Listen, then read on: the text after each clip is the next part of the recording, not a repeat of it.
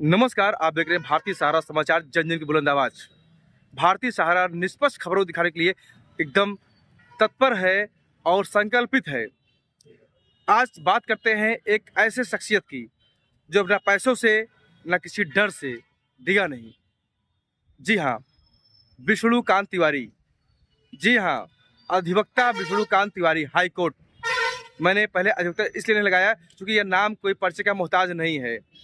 पूरा प्रदेश इस नाम जानता है। आपकी ईमानदारी, आपकी निडरता, आप गरीबों के लिए हमसे खड़े रहते हैं कि हम फीस नहीं लेंगे, लेकिन अगर न्याय दिलाना है और वो सही है तो उसकी लड़ाई हम लड़ेंगे। ऐसे हाई कोर्ट अधिवक्ता जो मुगरा बासापुर लाल के नाम जाने जाते हैं, आप जो है, क्योंकि आप हमेशा गरीबों की आवाज़ उठाते हैं, ऐसे अधिवक्ता हमारे बीच में आज मुलाकात हुई है। विष्णुकांत तिवारी जी, जिन्होंने दो बार थाना को लाइन पे लिया और एक बार पूरा थाना इन्होंने सस्पेंड कराया। इनकी पहचान है कि न्याय के लिए ये लड़ जाते हैं। अभी हाल में आपने एक वीडियो देखा, वो हमारा वीडियो था कि फतेहपुर निस्बी में शासन यानी पुलिस प्रशासन और राजस्व टीम द्वारा एक गरीब की जमीन पे खड़ी फसल पे कब्जा हो रहा था। धान लगा था, जेसीबी चल रही है, बाउंड्री बन रही है, लेकिन बाउंड्री आज रुकी। क्यों रुकी? क्योंकि वो गलत हो रहा था। हमने वीडियो चलाया और आपने जब पीड़ित आपके पास पहुंचा तो आपने क्या किया, आइए वो न्यूज़ वाली सुनते हैं हम।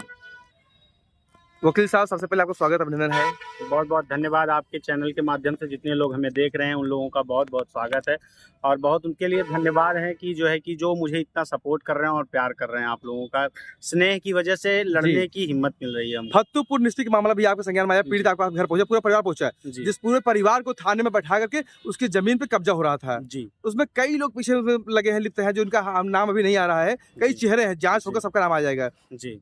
वो पीड़ित आपके पास गया था, आपने क्या किया? वो हमारे पास आए सुबह सुबह जो है, तो उन्होंने बताया कि ऐसी बात है, हमारा जो है ज़मीन है, हम आज उस पर 25 साल से कब्जा है जी। और कब्जा होने के बावजूद भी जो है कि आरोपी व्यक्ति जो है आके उस पे जो है अवैध निर्माण कर रहे हैं और खड़ी फसल में जो है बाउंड्री वाल खड़ा कर रहे हैं जी।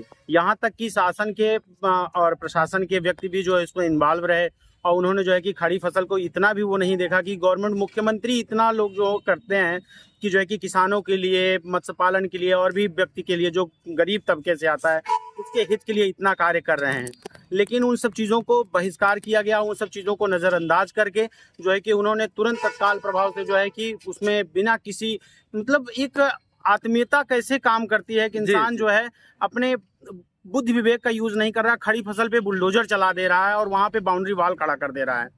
बहुत ही 2 दर्जन से अधिक लेबर मजदूर वहां लगे थे अचानक। हाँ, और कम से कम 7 फीटी दीवार जो है खड़ी कर दी गई खड़ी फसल में जो है। ये बहुत ही जो है अन्यायपूर्ण है, क्योंकि अगर आपको कब्जा करना है या कोई ऐसी चीज़ें हैं, या तो आप एसडीएम महोदय का ऑर्डर ले आइए, आप संबंधित न्यायालय में जाइए, रेवेन्यू अधिकारी के पास जाइए, कोर्ट जाइए, आप वहां से आदेश ले आइए, उसके बाद आप कब्जा करिए, जो भी करिए, आप उसके उत्तरदाता होते हैं। वकील साहब, आपकी बात उच्च अधिकारियों से भी हुई और थाना प्रभारी से भी बात हुई, क्या बात हुई? जी नहीं, थाना प्रभारी ने उसमें कहा कि हमको इस चीज़ की सूचना नहीं है, हमसे सिर्फ नायब तहसीलदार साहब ने ये कहा था कि हमको फोर्स दे दीजिए क्योंकि हमें वहाँ पैमाइश करनी है। उन्होंने ये नहीं कहा कि जो है कि हमको कब्जा कराने के लिए, लेकिन उसमें कुछ हो सकता है अगर उनके कांस्टेबल्स जो है अगर मिली भगत के या एसआई जो है मिली भगत, पीड़ित ने आरोप लगाए हल्का दुर्गा कोई यादव है, कोई सुनील यादव करके है। जी, सुनील यादव बहुत बड़ा रोल उसमें है। जी, सुनील यादव करके हैं, हालांकि मैं उनको जानता नहीं क्योंकि होम टाइम थाना पड़ता है मेरा भी, मुगरा बादशाहपुर थाना ही है, लेकिन मैं उनको जानता नहीं हूँ व्यक्तिगत रूप से। लेकिन उन्होंने उनके ऊपर ये आरोप लगा कि वो जो है जाके वहाँ पे आरोपियों से मिल के जो है कब्जा करवा रहे हैं भूमि की जो है। तो मैंने इसकी से उनको यशो साहब को बताया, तो उन्होंने कहा कि नहीं ठीक है, अगर ऐसी कोई बात है हम उसकी जाँच कर ले रहे हैं, उसके बाद ऐसा कोई प्रकरण नहीं होगा। तो उसके बाद उनका फिर उसके बाद से कभी फोर्स गई नहीं वहाँ पे।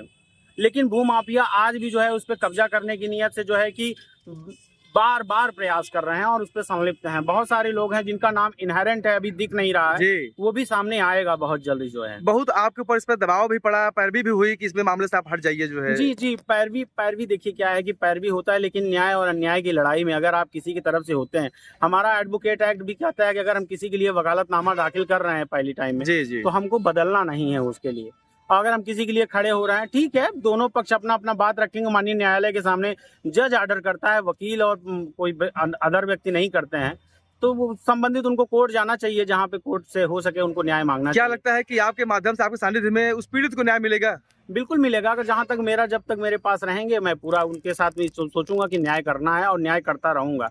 इन्हीं नहीं, जो भी गरीब व्यक्ति है, जो भी ये है वंचित है, जी। जो जिसको ये लग रहा है कि न्याय नहीं मिल पा रहा है, वो बिल्कुल लोगों की मनसा होती है या मानसिकता होती है कि हमारे पास हाई कोर्ट जाने के लिए पैसे नहीं है, हम कैसे लड़ पाएंगे। उन गरीबों के लिए क्या करना चाहेंगे जिनके ऊपर अत्याचार होता है और जुल्म होता है, उनकी जमीन हथियाई जाती है, लेकिन वो लड़ने के हिसाब से नहीं होते वो। नहीं, जिस पैसे की बात ही नहीं है। वकालत प्रोफेशन एक ऐसा प्रोफेशन है जिसमें पैसा बहुत मायने नहीं रखता है या किसी का दबाव मायने नहीं रखता, क्योंकि वकील जो है स्वच्छंद है और वकील का जो पेशा है वो काम है कि लोगों की बातों को, लोगों को न्याय दिलाने का कार्य है हमारा। तो अगर कोई आ रहा है, पैसा नहीं भी है, पैसा कम भी है, तो कोई दिक्कत नहीं है, बिना फीस के भी काम करने के लिए तैयार हैं। वो आएँ, उनका स्वागत है, बताएं हमको। ये है कि आप हमें अपना समझ के बताएंगे तो हम पूर्ण उस पर मदद करेंगे आपकी जो है। जो लोग आपको देख रहे हैं और पीड़ित हो चुके हैं, पीड़ित हैं और चूंकि ऐसे मामले में बहुत लोग पीड़ित होते हैं, उन्हें क्या करना चाहेंगे? बिल्कुल, आप पीड़ित होने की जरूरत नहीं है। आप भारत के एक स्वतंत्र देश के नागरिक हैं, जो है आप पढ़े लिखे लोग हैं, आपके आजू बाजू पढ़े लिखे लोग हैं, उनसे संपर्क करिए, हमारा पता निकालिए, आइए, कोई दिक्कत नहीं है। हमारे घर का दरवाजा 24 आवर्स खुला है। जो पीड़ित हैं, जो न्याय से वंचित हैं, उनके लिए, जो सत्य के राह पे हैं, उनका मैं मदद आखिरी करने में के लिए मेरा तैयार मानना हूँ। ये है वकील साहब, जी। थोड़ा व्यक्तिगत मानना है कि अगर पत्रकार निष्पक्ष, ईमानदार और एक हाई कोर्ट अधिवक्ता या ये जूनियर अधिवक्ता या दीवानी काय कलेक्टर के जो भी, अगर अधिवक्ता जो है सही ईमानदारी पे आ जाए पत्रकार, क्या लगता है कि व्यवस्थाएं काफी हद तक सही हो सकती है? जी, क्योंकि दोनों लोगों का क्या है कि पत्रकार भी एक स्तंभ माने जाते हैं हमारे जी। देश के, जो है न्याय प्रणाली भी वही उसी चीज़ में काम करती है और अधिवक्ता भी उस चीज़ के पूरक हैं। हम आप जो है ये सब अगर मिल के काम कर रहे हैं तो इसमें बहुत हद तक ये है कि न्याय जल्दी मिलेगा और सुगम मिलेगा और सटीक व्यक्ति के जिंदा रहते न्याय मिल सकता है। चलिए, हमसे बात करने के लिए आपका बहुत बहुत धन्यवाद जो है। बहुत बहुत और धन्यवाद। धन्य है ऐसे माँ बाप वकील साहब जिन्होंने आपको जन्म दिया और आपने गरीबों की आवाज बनकर उभरे जो है, और एकदम निडरता के साथ जो है। तो हम आपको पूरे क्षेत्र की जनता की तरफ से, आपके चाहने वालों की तरफ से आपको हम तहे दिल से बहुत बहुत धन्यवाद करते हैं। धन्यवाद, धन्यवाद। आज भी जमीर जिंदा है, जिनका जमीर जिंदा है, उनका स्वाभिमान जिंदा है और वो पैसों से डिगे नहीं। क्योंकि ये भी आपने जो खबर दिखाया, विष्णुकांत तिवारी के पास पैसे का ऑफर भी गया इस मामले में, लेकिन उन्होंने पैसे को ठुकरा दिया।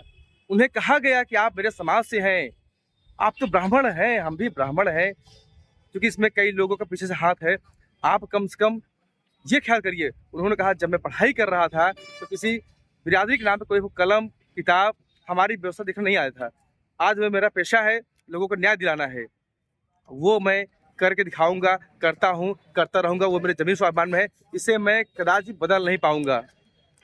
और मैं भी आपको वचन देता हूँ कि किसी भी प्रभाव, प्रलोभन, किसी भी दबाव में मैं डरने वाला, डिगने वाला नहीं हूँ। मैं आखिरी दम तक, क्योंकि जिंदगी एक बार मिली है, एक बार जिंदगी मिली है, तो इसे चाहे डर के जिए, चाहे लड़ के जिए। तो मैं हमेशा से लड़ के जीना सीखा हूँ, लड़ता रहूंगा आखिरी सांस तक। कोई भी गरीब है, मजलूम है, सताया हुआ है, तो हमारा सब कुछ उसके साथ है, पूरा प्रयास के साथ है। बहुत बहुत धन्यवाद।